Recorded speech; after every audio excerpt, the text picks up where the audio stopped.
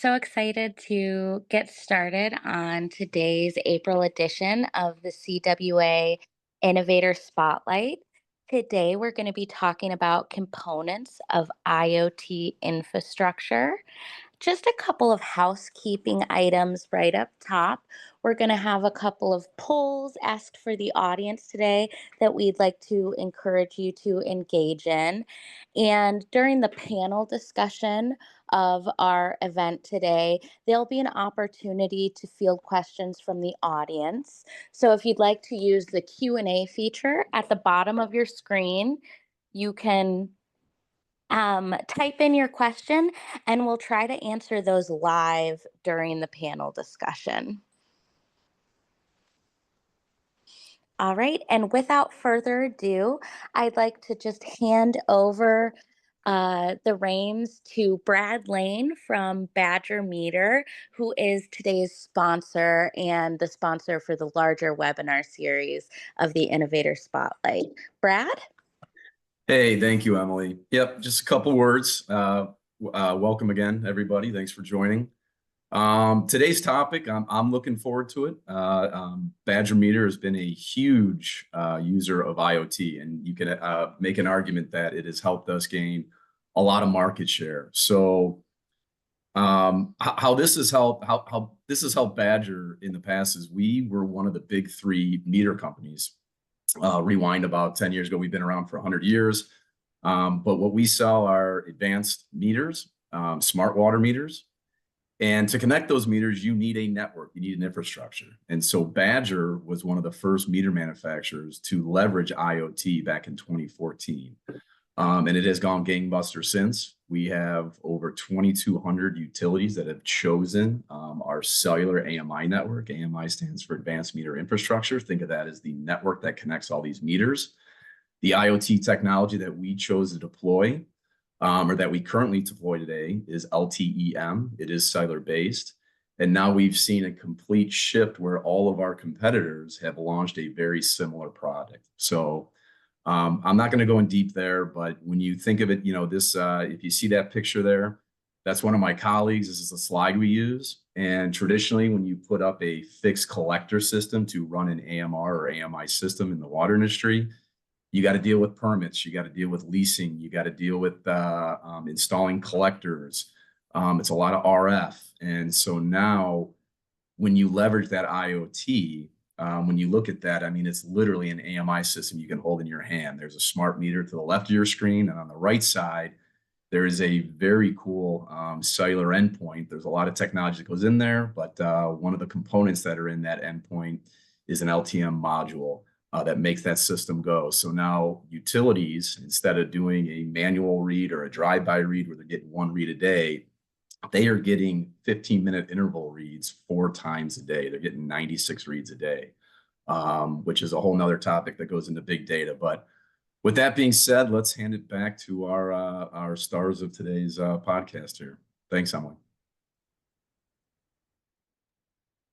Thanks so much, Brad. We're really excited about the innovations that Badger Meter continue to work on and also the partnership with CWA and our continued opportunities to work together. So without further ado, we'll dive right in. My name is Emily Hamilton. I'm the deal flow analyst for the Cleveland Water Alliance.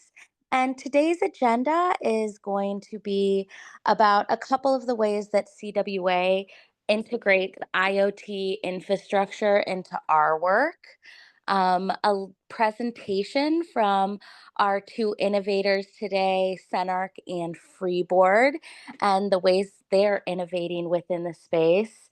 And then we're going to have a conversation to talk a little bit about the challenges and opportunities in IoT infrastructure and how it's facilitating more robust sensing and monitoring in the industry.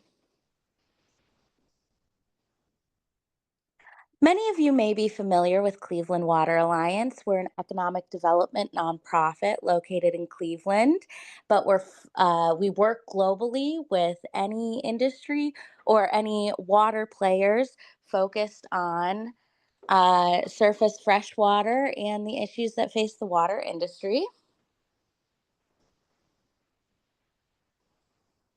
And we work with industrial partners, utility partners, research institutions, and innovators providing solutions to all of those end users.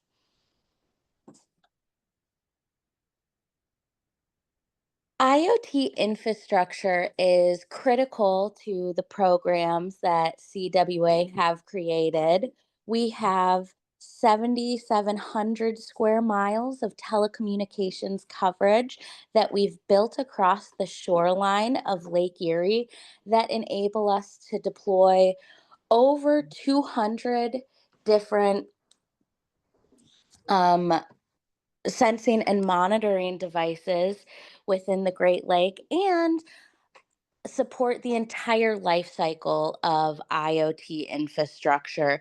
That may include the hardware that goes into the lake, the like we're mentioning today, the telecommunications pieces, parts, data loggers, automation, things that are needed for biofouling solutions, data hosting to display all of the information that's being collected, and also the integration of AI and machine learning.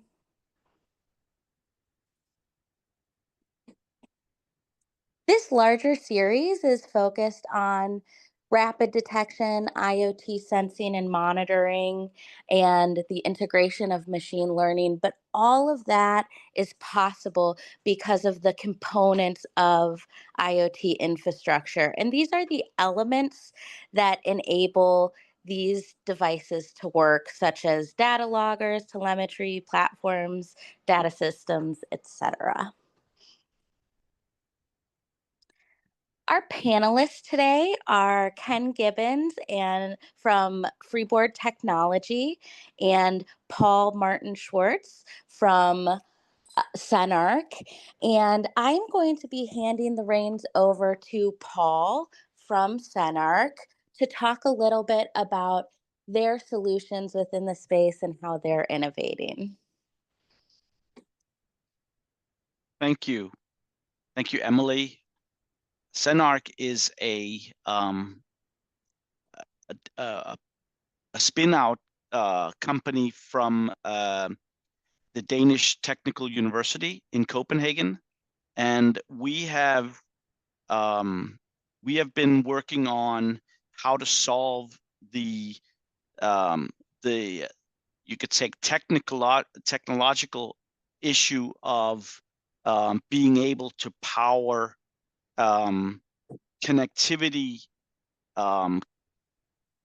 devices and infrastructure for IoT using a renewable energy source such as solar power.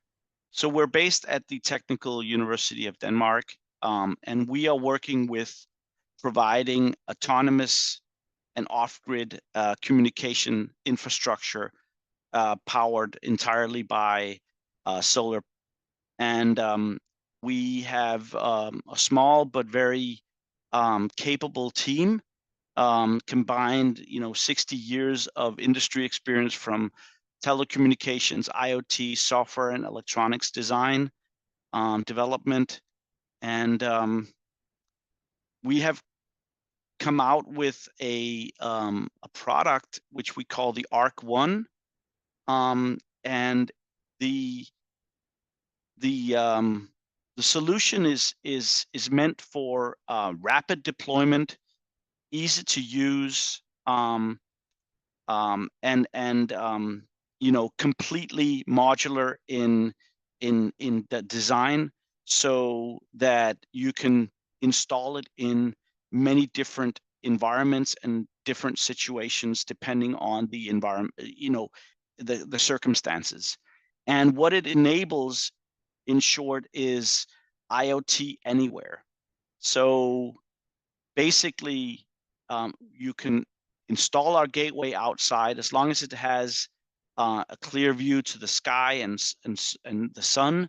You can build a network for IoT devices anywhere. And the issues that we address is the basic necessity or um, the historical requirement for grid power. So typically that's an issue when you're trying to do connectivity in nature, trying to draw or harvest data from sensors that are deployed in nature. This reliance on grid power is going to be a factor, because with no power, there's typically or historically no connectivity. And the cost of deployment in urban areas is also an issue for our customers. Being able to deploy gateways on rooftops in urban areas is something that has been that's a common thing, but actually, pulling cables and having contractors um, build the infrastructure and putting up sub-meters for power and all these kind of tasks bring the budget to a point where it actually exceeds what our device costs. So many of our customers are actually deploying these SenArch gateways as a cost-saving measure, making things more efficient. And then, the conventional infrastructure that typically needs to be plugged in is also really expensive and sometimes impossible, because there simply is not an outlet in within the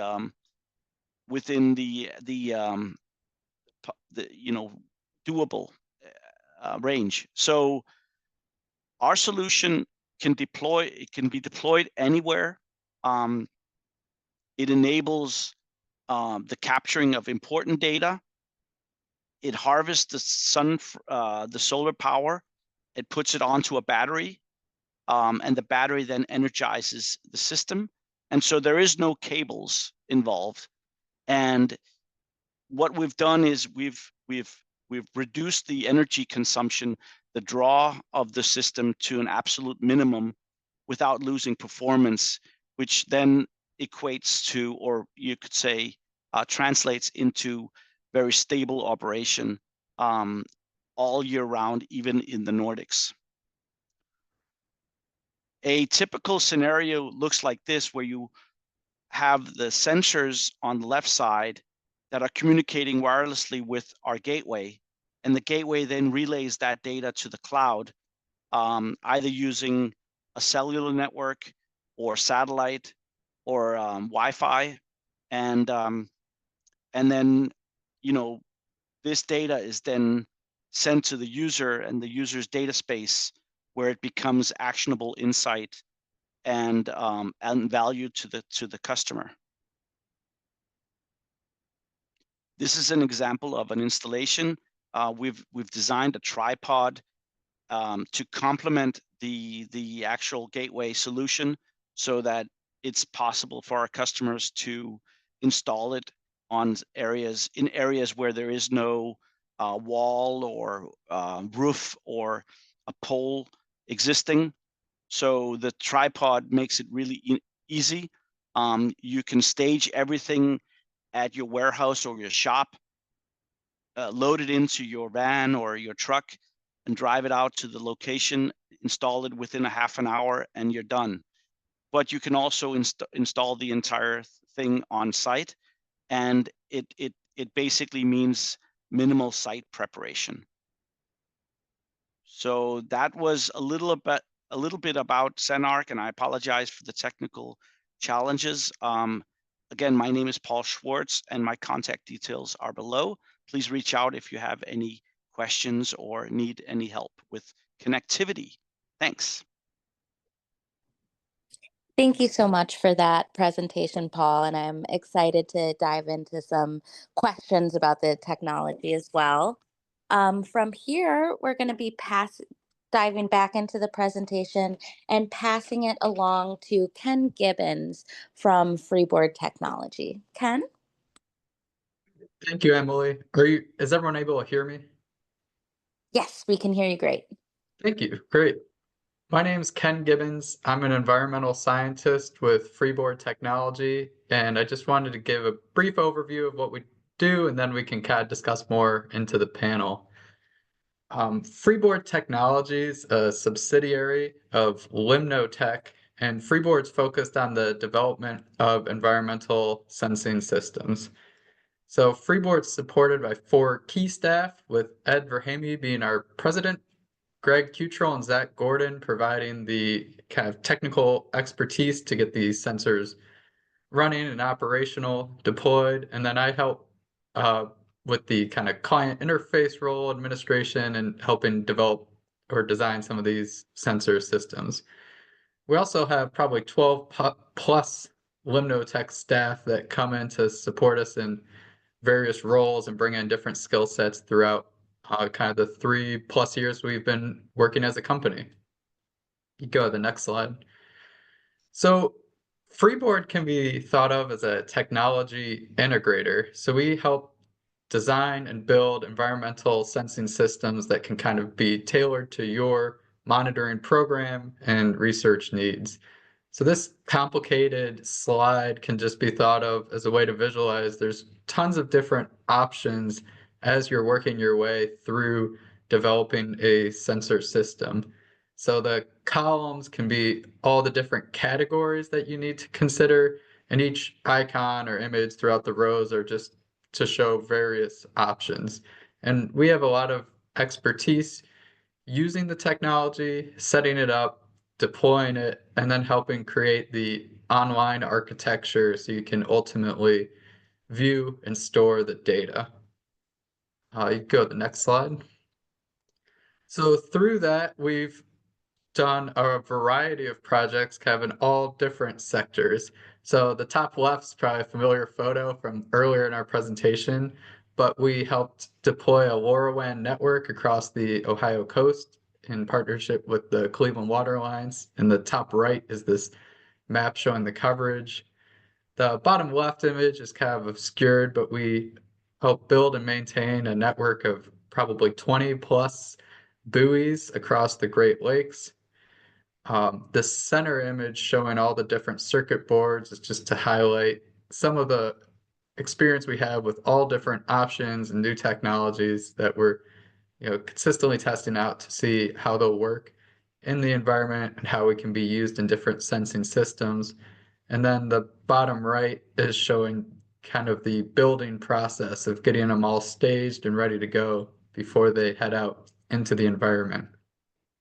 Next slide. One thing we've been doing more of lately is what I'll call small batch manufacturing. So this allows, when you get to a certain quantity, which, I'm going to say 10+, 50+ units, you can start customizing things, and you're at a large enough quantity where you can get better discounts on ordering parts and custom things manufactured for enclosures. So the first example on the left is a set of data loggers we built for the Lake Erie Aquatic Research Network. We were able to use the data logger they preferred that has an open source platform, and then design and build this custom enclosure and some other parts that really house the data logger so it can be deployed in wetlands across Ohio. Once we built around 100 of these, maybe 100+. And once you get to that quantity, we were able to have, some of the connector holes, and you see where the antennas are coming out, pre-cut in manufacturing. And this ultimately starts to save on costs and drive down the price of producing these custom loggers.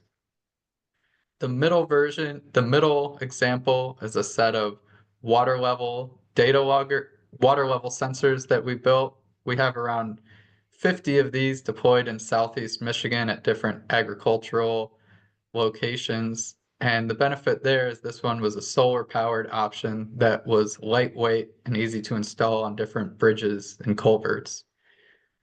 And the final example on the far right was a bit more sophisticated. These are stream-side monitoring stations.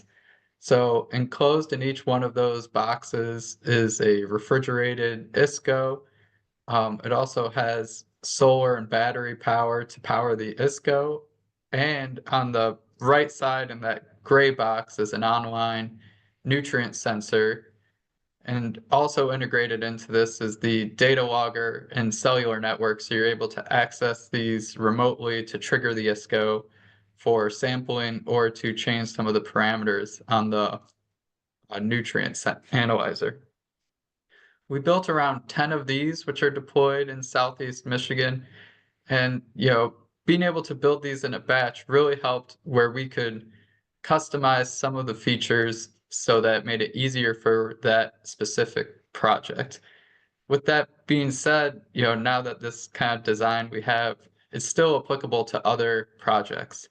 And most of these are built with using off-the-shelf components with some, custom manufacturing needed to kind of integrate them all together.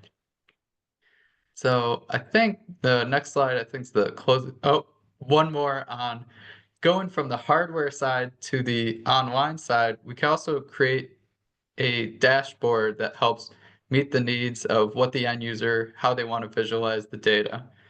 So the far left image is our Port Sheldon buoy, which is in southern Lake Michigan and is supported by a steelheaders organization. And in this layout, users can log in with their phone to our website, which is data.freeboard.tech, and see what are the current conditions out on the lake. And that can help them make a decision if they want to go out and go fishing that day.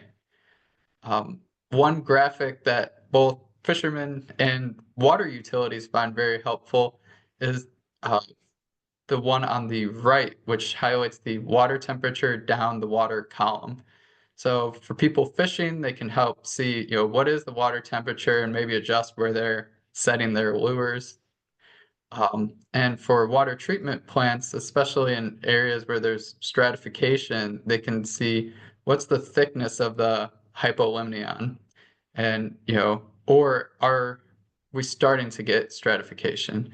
So being able to kind of customize the data interface, what outputs users are seeing, really helps them either do active management or for their own research purposes, being able to graph and maintain a network of sensors. And then I think one more slide. And yeah, thanks for having me to present today. I'm looking forward to the panel discussion. Thanks so much, Ken. And Paul, both of those presentations were a really good foundation for understanding the types of innovations and technologies that you're adding to the space in order to facilitate some of these IoT sensing and monitoring activities and beyond in many cases. I have a question right off the bat from the audience related to the presentation that you just did. Ken, can you remind everyone where they can access the public data that Freeboard is providing? So you can go to data.freeboard.tech and you can sign up for a free account, or if you click, there's a stations link, you should be able to access the public-facing data dashboards. And regarding the data logger that you were talking about, are those built by Freeboard or are they off-the-shelf devices? Usually I'd say the heart of the data logger is a off-the-shelf component, and we pick data loggers based on, what kind of sensors are going to be used, what features do we want to have, and possibly other limitations like space, power, and what environment this is going to be deployed in. So we've used a variety of loggers, and we have different options that we're comfortable using that we choose based on a variety of factors. Wonderful. Thanks, Ken. And then Paul, before we get too far away from your presentation, there was a question also related to what you were talking about. How long can the system go between charges in a low or no sunlight situation? Yes. So depending on the temperature, um, we can run on battery alone with no sun for between 25 and 30 days. Excellent. Thanks, Paul. This is a question for both of you. And so, despite the fact that a lot of IoT enabled devices are not a new concept to consumers, I do believe that the way that they're being utilized within the water industry can be very new to end users. What are some of the challenges around educating your buyers about what's possible through the use of their technology or through the use of your technology? And why don't we start out with you, Paul? Sure. One of the things that we typically discuss with customers is, you know, getting away from the habitual thought process or logic that everything needs to be grid powered, and that it is actually possible to power telecommunications or data communications equipment, um, and network components on, for instance, solar power. So those are typically the starting points, and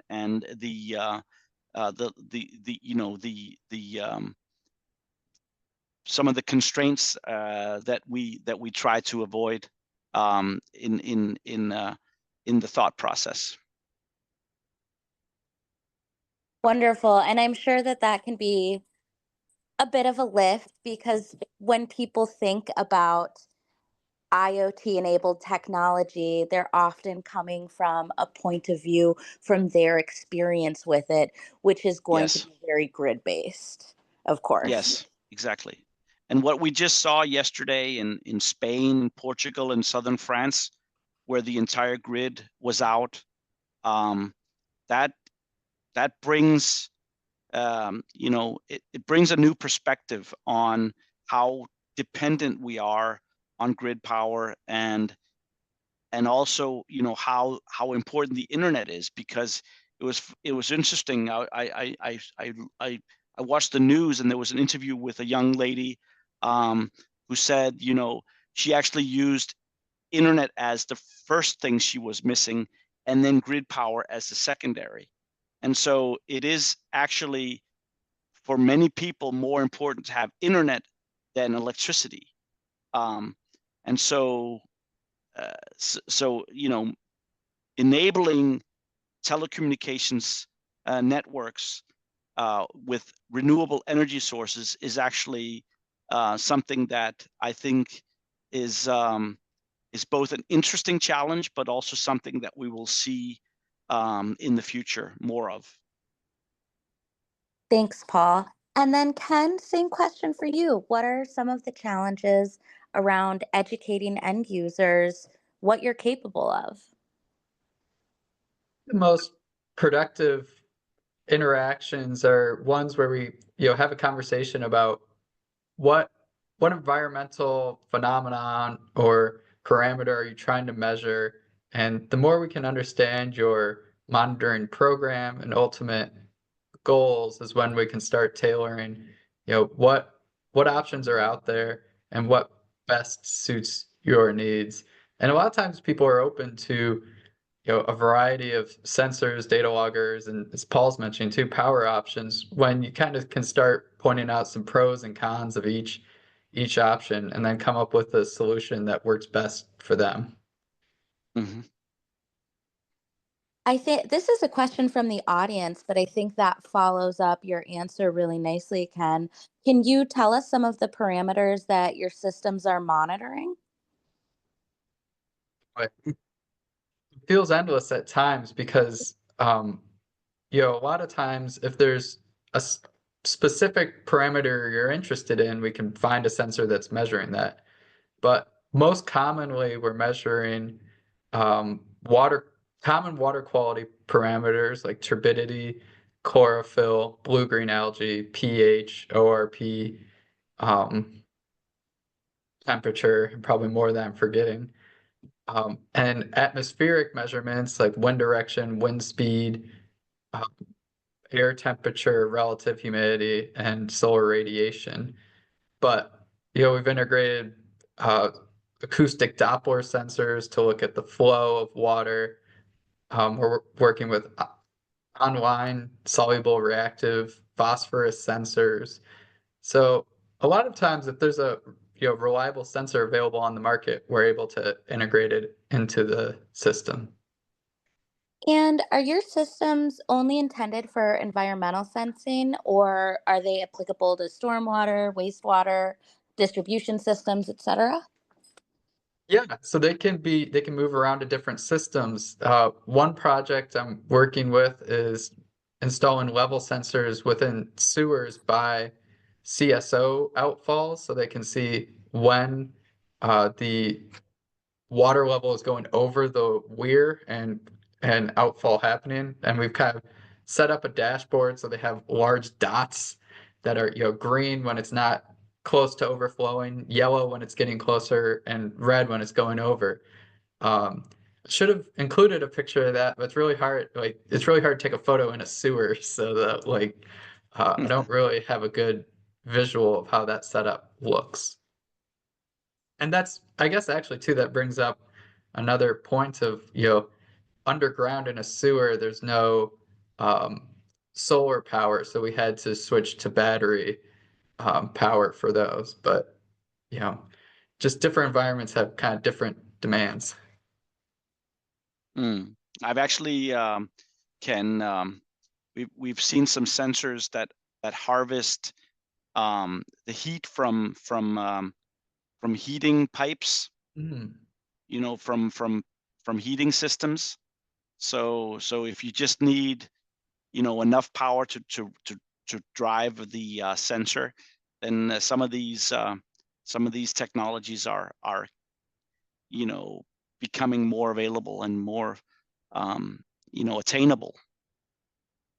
Yeah, that's It's great. quite interesting. Yeah. Thanks so much for that, both Paul and Ken. I think this is a good question for you, Paul. It's from the audience, and I think it speaks to the decisions that you've made while setting up your system and company. But there are so many standards for mature and available networks. Why do you think so many companies are building them proprietary?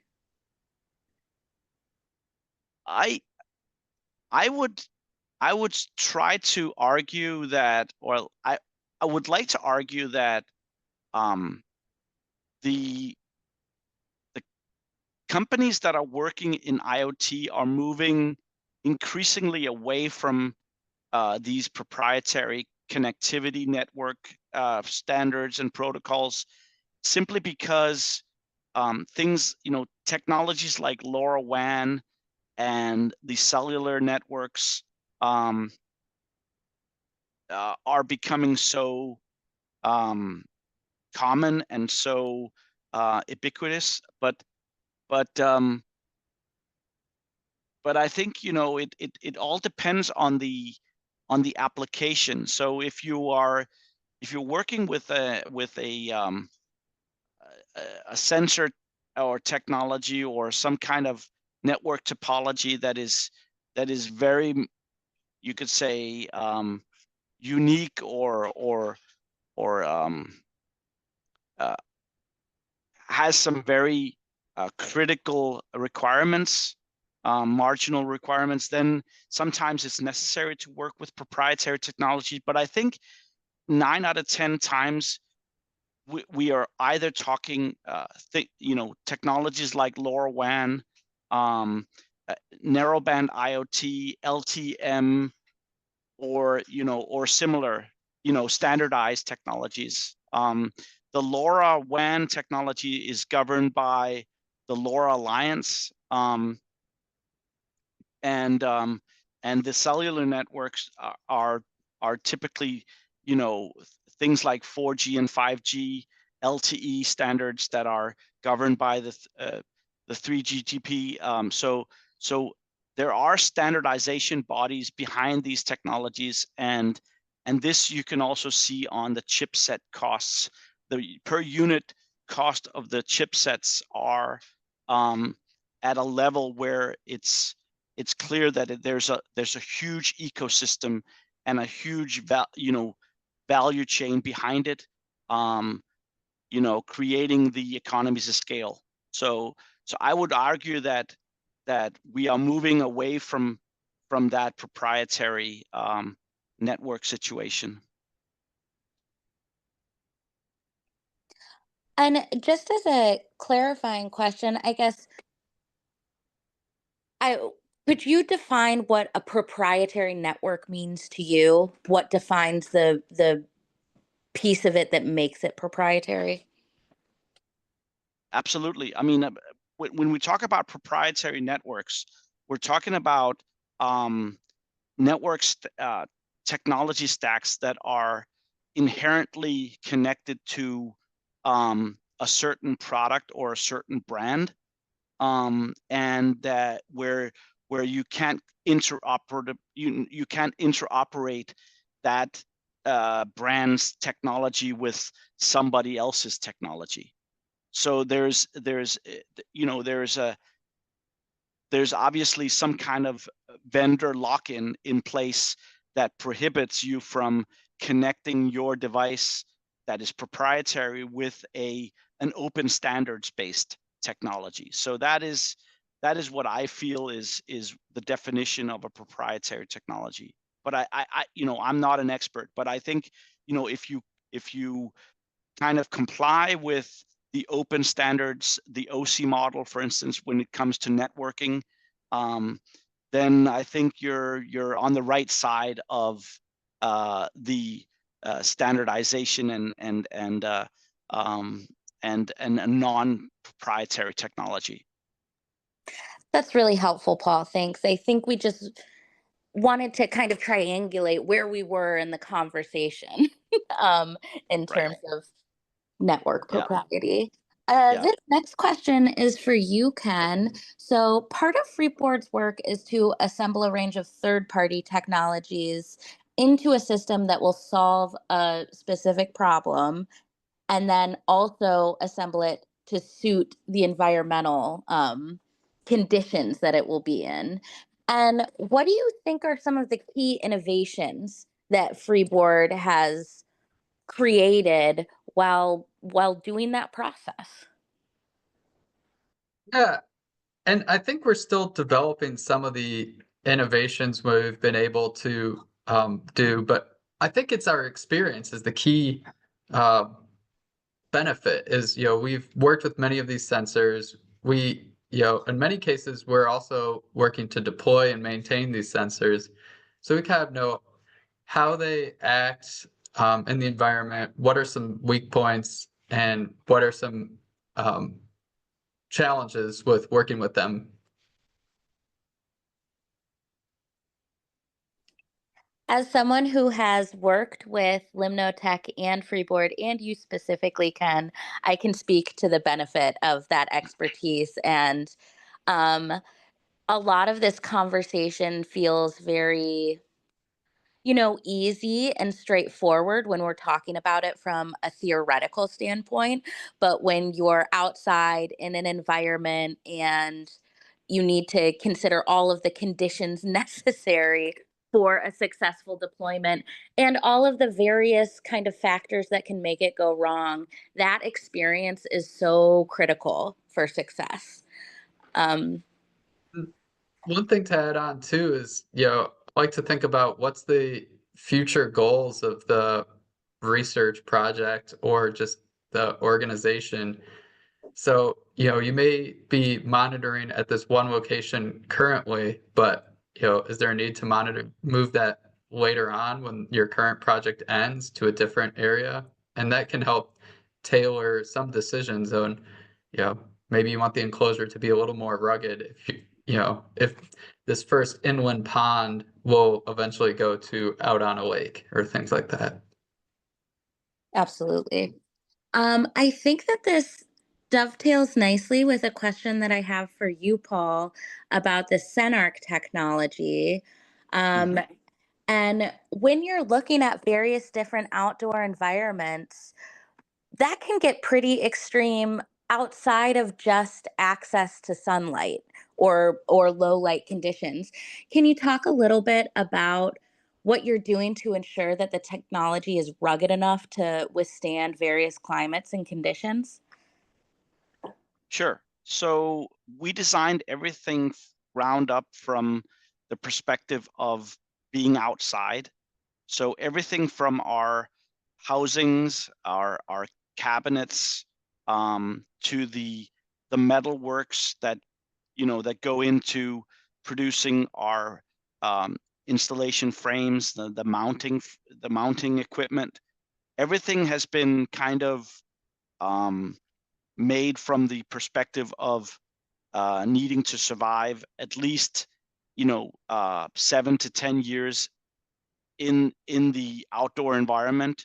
Um, this is what we promise our customers, and we've had everything from electronics to the choice of batteries, the choice of antennas, cables, enclosures.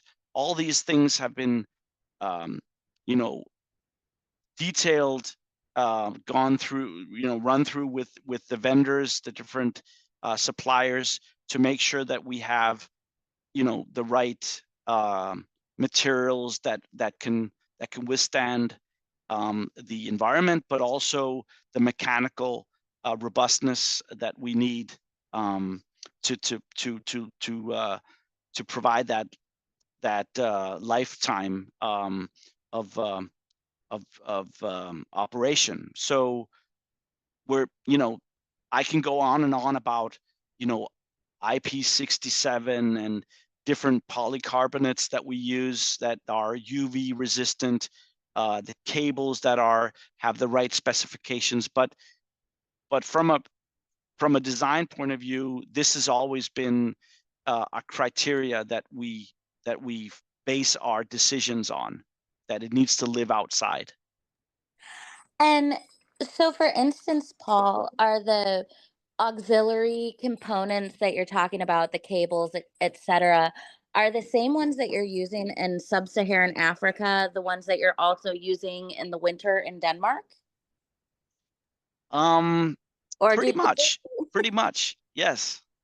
I mean, the difference is really that, for instance, on the cables, what we hear is that when they get cold in your area in the winter, or in Scandinavia, they get really, really um, rigid. I mean, they you can't. They're not very good at bending. So, but in the heat, they get soft again. But they are, they have the ratings, and they are designed. The material, the plastics, is of a outdoor grade, that can withstand the sun, but also the cold, the freezing temperatures. And um and so yeah, that's a great question. But yes, it is the same grade of cable that we use both in cold and hot climates. Yes. Thanks, Paul. We have another question from the audience. So, Brad from Badger Meter talked a little bit about their IoT network decisions, and Paul from SenArch talked about the utilization of LoRaWAN. Ken, can you talk a little bit about the different types of telemetry that you're using for different applications and why? Yeah, I think the three main types of telemetry we use are cellular, LoRaWAN, and satellite. Um, and it just depends on honestly what's available in the area is a big consideration. So the buoy near the center of Lake Erie off the shore of Cleveland. I think it's about 10 to 15 miles offshore. So there's not a cellular network there, and probably not high on the priority list to get that area covered for the cell networks. So, we have, I think the buoy actually has both satellite and LoRaWAN on it, just for some redundancy. But we installed a LoRaWAN gateway on top of a very tall building in Cleveland that can reach out and collect the data that way. There's also some considerations for like if you have a very high density of sensors, I think you think of this like smart city network. LoRaWAN can be good there. So you can have a bunch of small sensors go into a single gateway, and then that gateway being on the roof can, transmit through cellular, or I think in Paul's presentation too, he talked about Wi-Fi or other options of how to send that out.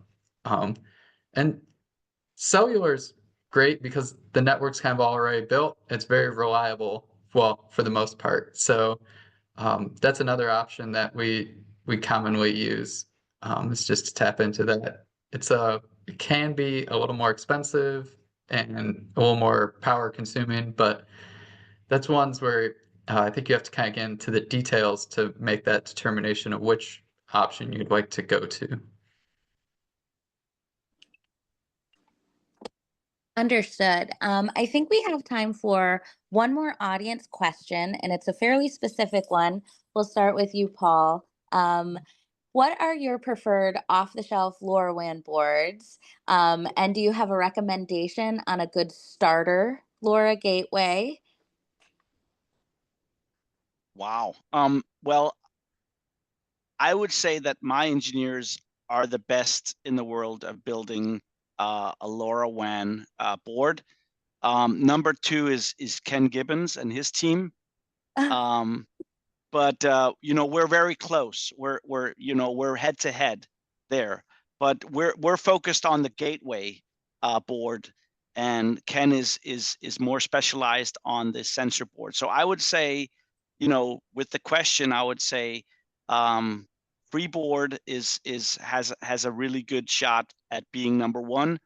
And then I would say that there's a Swiss company called Decent Lab. They make an excellent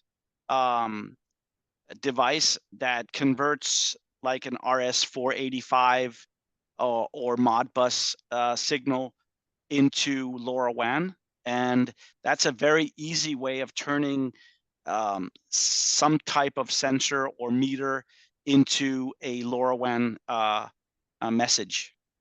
So that's kind of an off-the-shelf product that is easy to integrate. The last part of your question was about gateways. I would argue that it really depends on whether it's an outdoor and indoor gateway. If it's an indoor gateway, they're a dime a dozen. And I would say that the curlinks are great. It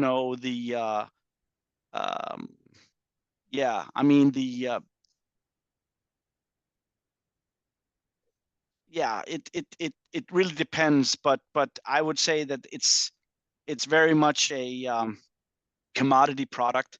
When it comes to outdoor gateways, I clearly think that ours is the best because it uses so little power that you can't even register it. So even if you wanted to put it to grid power, you just needed to feed it with a 12-volt power supply, and you would have probably one of the best outdoor gateways on the market. That's my impression. Well, that was a nice opportunity to kind of plug both Freeboard and SenArch's benefits and innovations. Ken, do you have anything to add to that?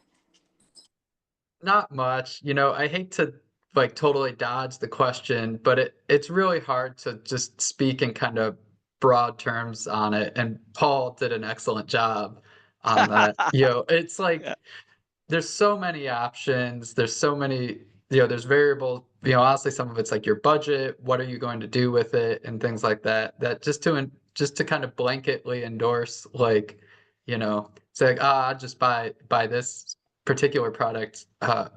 I struggle to do that. So, Mm, but yeah. but no, Paul did a great job kind of highlighting some commonly used brands and things like that. So Mm, So, something that the people on the audience on the call may not know is that Paul and Ken and myself have actually had the opportunity to meet each other in Ann Arbor and Toledo for a testbed deployment of the SenArch system through the CWA testbed that we collaborate with Freeboard and Limnotech on. So, since you've had the opportunity to work with each other before, I wanted to give the opportunity to ask each other any questions that you may have. sure. So Ken, question for you. What is your impression? You have a lot more experience in the deployment of sensors in the watershed environment and on the buoys. What is what is the main challenge when it comes to connectivity? If we isolate this to the LoRaWAN gateway, what is your number one challenge? I think the hardest part on connectivity is in this kind of planning stage when you're unsure of the exact location something's going to be deployed. And, for some of these LoRa maps that exist, a lot of times they're estimated coverages and based on data, publicly available data. We had, and, things change. You can do all this satellite scouting and all of a sudden realize your sensor is going to be behind, some giant temporary structure or something that's shielding it. So Mm-hmm. Yeah. that's one that can be challenging. And I mean, I guess that's one nice part about why I moved your gateway to um in the middle of a wetland. If Mm, if you were using LoRaWAN sensors and you didn't have coverage there, like you can't run power to the middle of a wetland. You're kind of out in the middle no. of nowhere. So that's to me where you start really getting connectivity challenges. That's one of the benefits of LoRaWAN is you can build a network. You can't put up your own cell tower if you don't have cell at a location. But Right. Thanks. Awesome. Thank you both so much for sharing your knowledge with us today.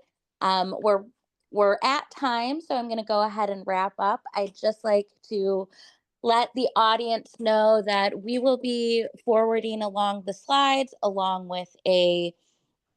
um, along with a recording of today's webinar for review, and that will contain Ken and Paul's information if you have any additional questions that we didn't have time to get to today.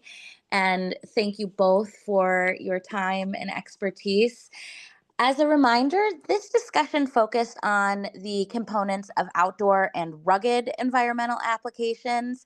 And as we continue our Spotlight series, we will be covering a broader range of applications, um, particularly with our special spotlight that features Badger Meter, our sponsor for this series, and also high-end considerations, rapid detection, machine learning, and AI, and beyond. So please stay tuned and look out for the next opportunity to engage with us on this webinar series. Again, my sincerest gratitude to you both, and thanks to the audience as well, and have a wonderful day, everyone.